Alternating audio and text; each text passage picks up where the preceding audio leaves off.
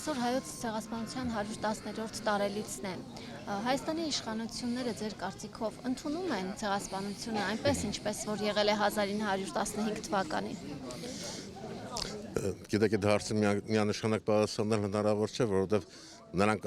ժխտում են հայոց ցեղասպանությունը, չեն ժխտում, բայց այն ինչ որ մենք ակնկալիք ունենք այսօրվա դրությամբ, որ ինչ որ պետք է ասեն ավելի բարձրաձայն եւ դա չի լսվում,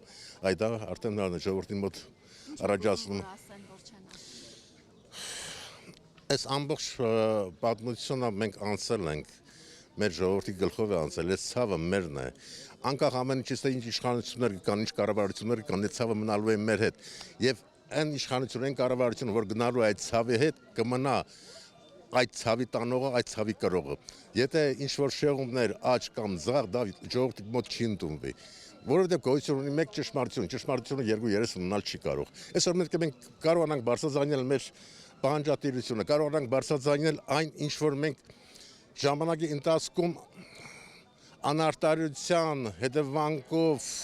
տարել ենք այդ ամբողջ վիշտը, կորցրել ենք հայրենիք, կորցրել ենք 3 միլիոնից ավելի հայություն